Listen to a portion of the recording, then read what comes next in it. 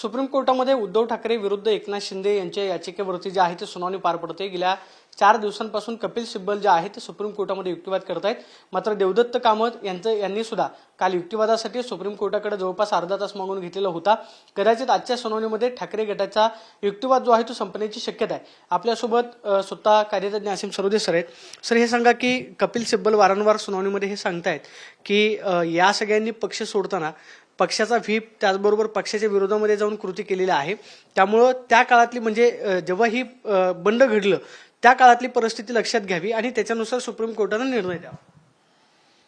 बघा, देवदत्त कामत यांनी आता पुढचा युक्तिवाद करताना परत हेच मांडण्याची गरज आहे आणि तेच मांडणार आहेत की जे परिच्छेद 21A आहे आपल्या 10व्या शेड्यूलमधलं, त्याच्यानुसार अपात्रता कशा संदर्भात आपण डिक्लेअर केली पाहिजे आणि कशी केली पाहिजे। त्यांचा मुख्य आक्षेप हा राहुल नार्वेकर यांनी विधानसभेमध्ये जी सुनावणी घेतली त्याच्यावर आहे की तिथे बेसिक चूक झालेली आहे असं देवदत्त कामत यांनी काल सुद्धा सांगण्याचा प्रयत्न केलेला आहे। म्हणजे आता बघा की राजकीय पक्ष म्हणजे काय, ओरिजिनल पॉलिटिकल पार्टी, मूळ राजकीय पक्ष म्हणजे काय, हे खूप मोठी संकल्पना अशी नाही आहे की कोणालाच कळणार नाही। प्रत्येकाला महाराष्ट्रातल्या भारतातल्या कोणालाही मतदान करणाऱ्या माणसाला कळते की मूळ राजकीय पक्ष म्हणजे कोणता आहे। जो पक्ष AB फॉर्म देतो, ज्या पक्षाच्या प्रमुखाच्या सहीने AB फॉर्म मिळतो, ज्या पक्षाचे प्रमुख आपले उमेदवार उभे करतात, उमेदवार उभे केल्यानंतर कोणासोबत युती करायची किंवा झालेली युती तोडायची याचा निर्णय घेतात। कारण की निवडणूक पूर्व युती आणि निवडणुकीनंतरची युती किंवा आघाडी याच्याबद्दल कोणताही कायदा नसल्यामुळे सगळेच राजकीय पक्ष युती करतात, तोडतात। निवडणुकीपूर्वी झालेली युती तशीच राहिली पाहिजे असा काही कायदा सुद्धा नाही। त्यामुळे ओरिजिनल राजकीय पक्ष म्हणजे तो आहे ज्याच्या संदर्भातले निर्णय घेण्याची सगळी अधिकार क्षमता एका व्यक्तीला दिलेली असते। आणि त्यामुळे एखाद्या पक्षाच्या विरोधात कोणी त्यांचाच पक्षाचा सदस्य जेव्हा कृती करतो किंवा कारवाई करतो तेव्हा त्याला पक्षविरोधी कारवाई असं म्हणतात। मग पक्षविरोधी कारवाई सुद्धा ओळखता येते। म्हणजे जसं आता आपल्या या केसमध्ये कसं आहे की विधान परिषदेचं वोटिंग होतं आणि त्याच्यामध्ये क्रॉस वोटिंग झालं। मग हे लक्षात आलं की शिवसेना या पक्षातल्याच काही जणांनी क्रॉस वोटिंग केलेलं आहे। त्यामुळे उद्धव साहेबांनी लगेच दुसऱ्या दिवशी मीटिंग ठेवली। म्हणजे ही 21/6/2022 जी कृती आहे आपल्या पक्षाच्या आदेशाविरुद्ध भारतीय जनता पक्षाच्या एका माणसाला निवडून देण्यासाठी मतदान करायचं, ही पक्षविरोधी कारवाई आहे। ही साधी गोष्ट आहे। मग ज्यांनी पक्षविरोधी कारवाई केली ते अपात्र आहेत, हे साधं तत्व आहे पक्षांतर बंदी कायद्याचं। मग हे प्रतिबंधित कृत्य किंवा ज्याला आपण म्हणतो प्रोहिबिटिव्ह ऍक्शन की तुम्ही एखादी कृती करू शकत नाही एखाद्या पक्षाचे सदस्य आणि त्या पक्षाच्या चिन्हावर निवडून आलात असाल तर ती कृती एकनाथ शिंदे आणि काही जणांनी केली। त्यामुळे ते तिथल्या तिथे अपात्र आहेत 21A नुसार। मग आता याच्यात काय आहे की परत एक आयडेंटिफिकेशनची टेस्ट आहे की section 29A representation of people's ऍक्टचं। त्याच्यामध्ये काय सांगितलं आहे की इलेक्शन कमिशन ऑफ इंडियाकडे रजिस्टर असलेला जो पक्ष असेल त्या पक्षाचे जे प्रमुख असतील आणि त्याच्यामध्ये जे लिडरशिपचं स्ट्रक्चर सांगितलं असेल तेच मान्य करायचं। मग राहुल नार्वेकर साहेबांनी एवढंच पाहायला पाहिजे होतं की त्यावेळेस त्या पक्षाचे प्रमुख कोण होते, कोणाच्या सहीने सगळे उमेदवार उभे झाले होते। इलेक्शन कमिशन ऑफ इंडियाकडे नोंदणीकृत पक्ष आहे तेव्हापासून तेच प्रमुख म्हणून सगळीकडे शिवसेना पक्षप्रमुख म्हणून तेच आहेत। 2013 ते 2018 आणि पुढे सुद्धा प्रचंड प्रतिसाद अंतर्गत राजकीय पक्षाचा खूप मोठा प्रतिसाद पाठिंबा हा उद्धव ठाकरेंच्या बाजूने होता। म्हणजे 2013 का म्हणतो आम्ही, कारण 2012 मध्ये बाळासाहेब ठाकरेंचं निधन झालं। त्यानंतर 2013 ते 2018 हा एक कालखंड बघितला, प्रचंड मोठा सपोर्ट त्यांच्या मागे होता आणि 2018 ते तो पुढे सुद्धा कायम राहिला। या सगळ्या निवडणुका त्यांच्याच प्रमुख नेते असलेल्या कालखंडात घडल्या। त्यामुळे त्याच्यात काय म्हटलं आहे कायद्यात, प्रत्यक्षदर्शनी बघितलं पाहिजे, म्हणजे प्रायमा फेसी तुम्ही डिटर्मिनेशन केलं पाहिजे। हे आवश्यक असताना राहुल नार्वेकर यांनी काय केलं की डिटेल्ड ॲडज्युडिकेशन करण्याचा प्रयत्न केला। म्हणजे जणू काही न्यायालयाचंच कामकाज विधान परिषदेमध्ये सुरू आहे अशा आविर्भावात त्यांनी काम केलं। कोर्टाने काल असंही म्हटलं की एक निरीक्षण नोंदवलं की एकनाथ शिंदे यांना आता जे आहे अपात्र केलं जाऊ शकतं का। कोर्टाचं हे निरीक्षण जे आहे ते नक्की कोर्टाला काय सांगायचं की म्हणजे आता त्या विधानसभेचा कार्यकाळ तर संपलेला आहे, आता एकनाथ शिंदे आणि त्यांच्या आमदारांचं अपात्र कसं होईल?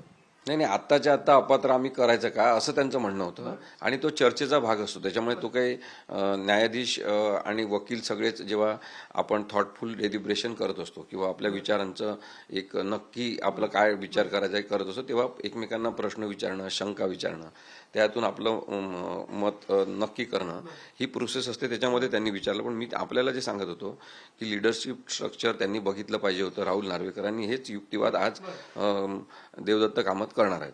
मग ते लिडरशिप स्ट्रक्चर त्यांनी इलेक्शन कमिशन ऑफ इंडियाचं रेकॉर्ड आहे त्याच्यावर बघायचं, तेवढंच करायला पाहिजे होतं. म्हणजे तर राहुल नार्वेकरांनी तपासलंच नाही, तपासलं नाही किंवा ते त्याच्या पुढे जाण्याचा त्यांनी प्रयत्न केला. म्हणून मग वारंवार म्हटलं जातं की राहुल नार्वेकर यांनी विधानसभा अध्यक्ष म्हणून त्यांच्या अधिकार कक्षा ओलांडल्या. म्हणजे त्यांनी काय केलं की स्वतःचा रोल एक्सपांड केला. म्हणजे न्यायालयासारखंच कामकाज सुरू केलं तिथे. साक्षी, पुरावे, उभे राहा, प्रश्नोत्तर, हे असं नाही आहे अपेक्षित. ही पहिली गोष्ट. दुसरं, त्यांनी काय केलं की जणू काही ते विधानसभा अध्यक्ष आणि इलेक्शन कमिशन ऑफ इंडिया एकत्र तिथं केस चालवत आहे असं चित्र निर्माण झालं.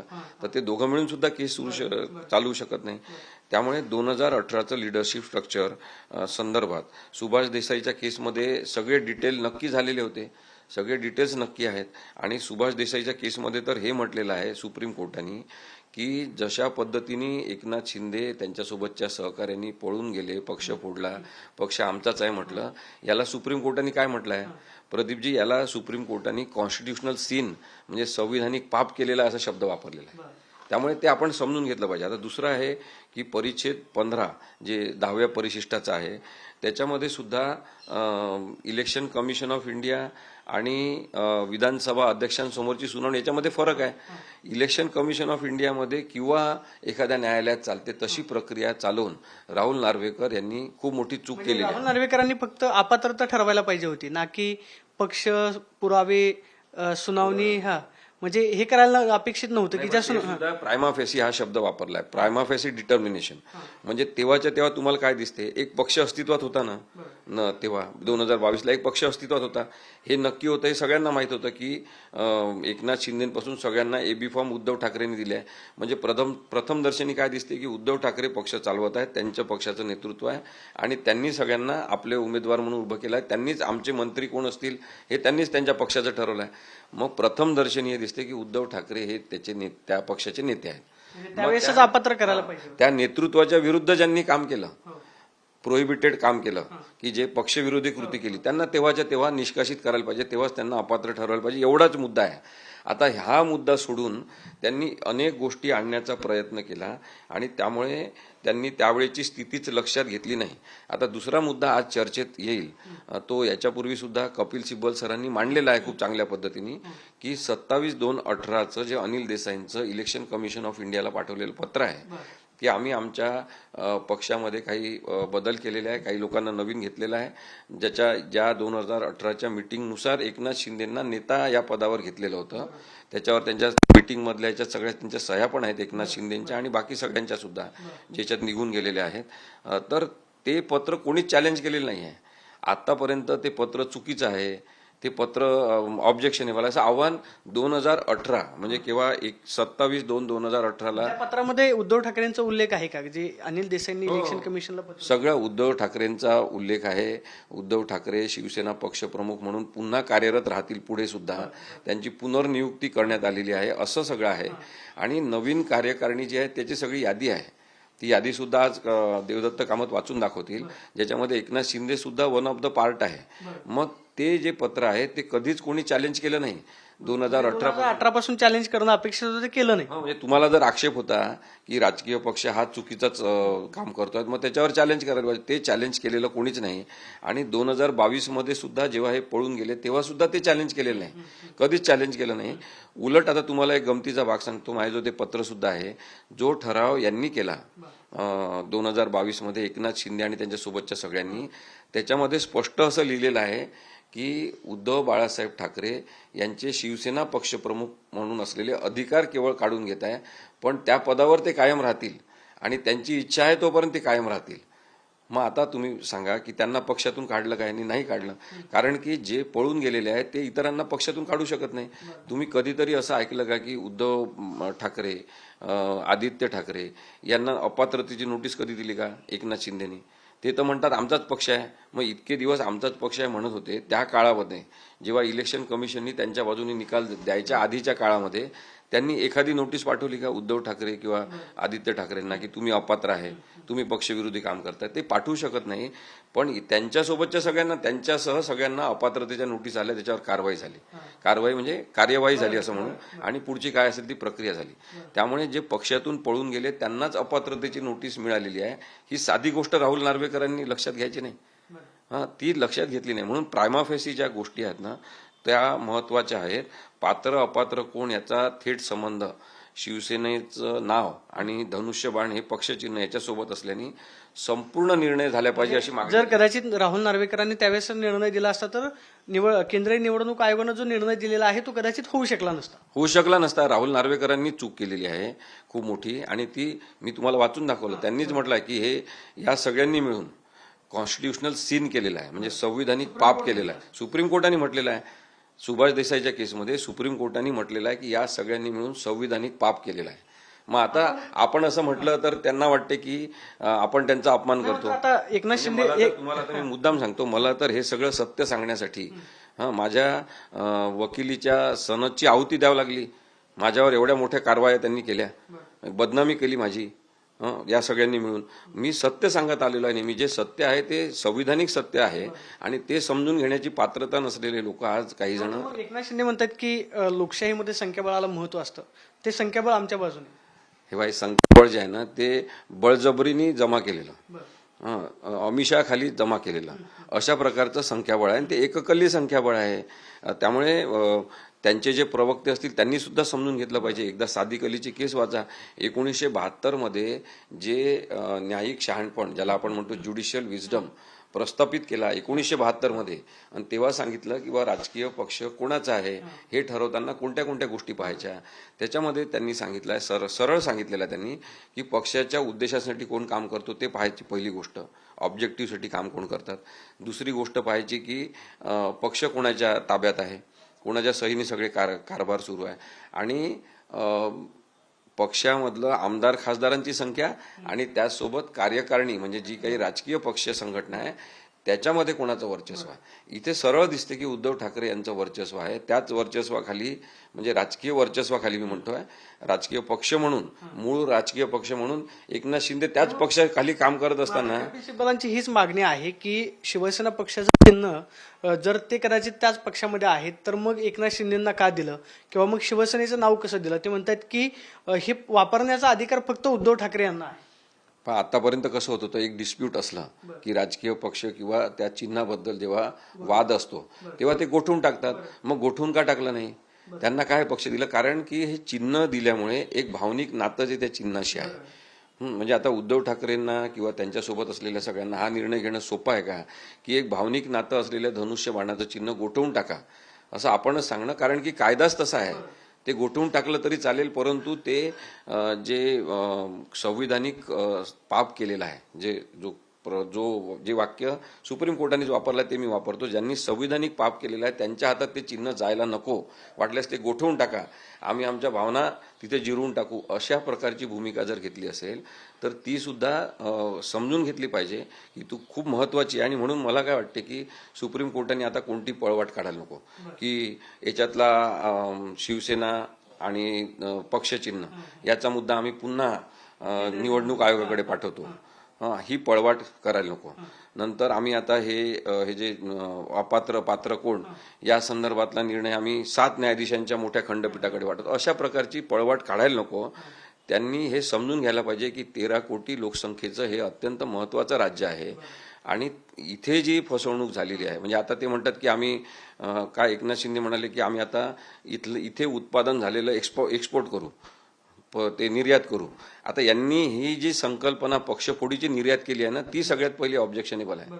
आणि सुप्रीम कोर्टानं याच्यामध्ये काय निर्णय देणं अपेक्षित आहे? तुम्ही असं म्हणताय की याच्यामध्ये सुप्रीम कोर्टानं पळवाट काढायला नको. एक म्हणजे की हे प्रकरण जे आहे ते मोठ्या बेंचकडे म्हणजे 7 न्यायाधीशांच्या खंडपीठाकडे पाठवायला नको, किंवा हा निर्णय देण्याचा अधिकार केंद्रीय निवडणूक आयोगाचा आहे म्हणून हे प्रकरण पुन्हा केंद्रीय निवडणूक आयोगाकडे पाठवायला नको.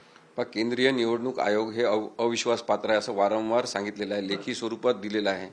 त्याच्यावरच्या युक्तिवादामध्ये कपिल सिब्बल सरांनी ते वारंवार सांगितलं आहे की आमचा त्याच्यावर शंका आहे, ते लिगल इंटिग्रिटीने काम करत नाहीत, ते राजकीय पक्ष म्हणूनच काम करतात, त्यामुळे त्यांच्याकडे ते पाठवायची गरज नाही. आता दुसरी गोष्ट, सुभाष देसाईंचा जो निर्णय आहे, न्याय निर्णय आहे, ज्याच्यामध्ये 5 न्यायाधीशांनी नक्की केलेला आहे या प्रकरणामधलं सगळं काही, अशा वेळेस ही सोपी केस आहे खरं तर 3 न्यायाधीशांनी डिसाईड करण्याची. मग तुम्ही आर्टिकल 142 जे अधिकार असतात ते केवळ सर्वोच्च न्यायालयाला वापरण्याच्या भीती म्हणायचं की चिंता म्हणायची? हा मुद्दा आहे, समजून घ्या की आर्टिकल 142 जे आहे भारतीय संविधानातलं, ते वापरण्याचे अधिकार केवळ सुप्रीम कोर्टाला आहे. आणि ते अधिकार काय आहेत की एखाद्या प्रकरणामध्ये संपूर्ण न्याय झाला पाहिजे, पूर्ण स्वरूपाचा न्याय झाला पाहिजे, म्हणून सर्वोच्च न्यायालय आपले अधिकार आर्टिकल 142 नुसार वापरून तिथल्या तिथे संपूर्ण प्रकरण निकालात काढू शकते आणि न्याय देऊ शकते. तर तो अधिकार त्यांनी या केसमध्ये वापरण्याची गरज आहे.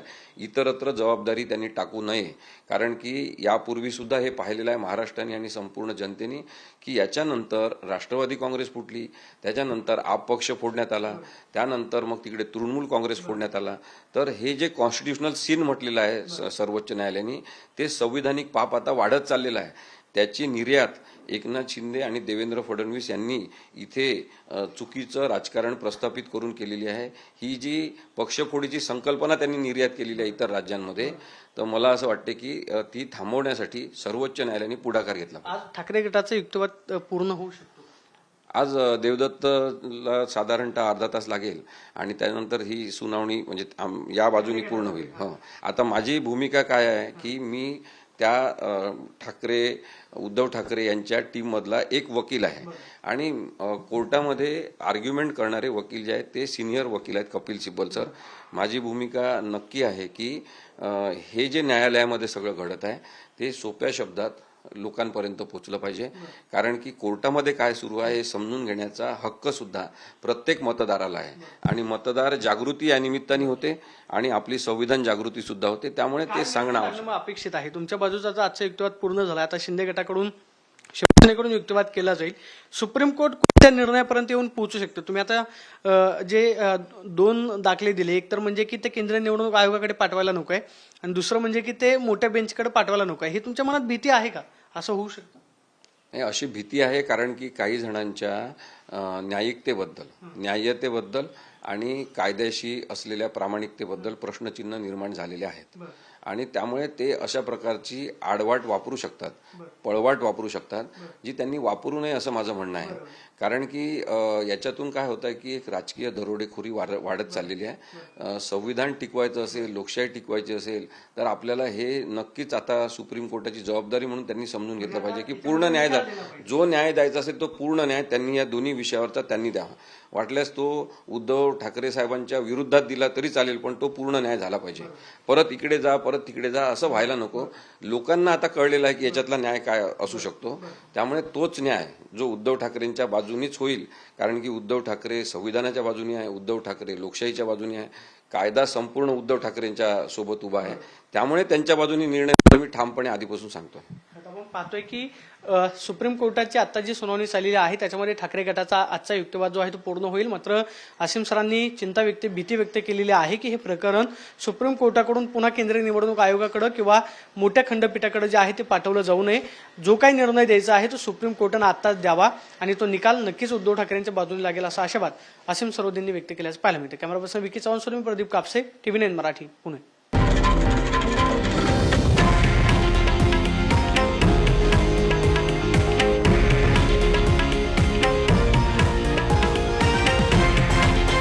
हे आहे देशातील नंबर 1 न्यूज नेटवर्क आणि आपण पाहत आहात TV9 मराठी, एकमेव.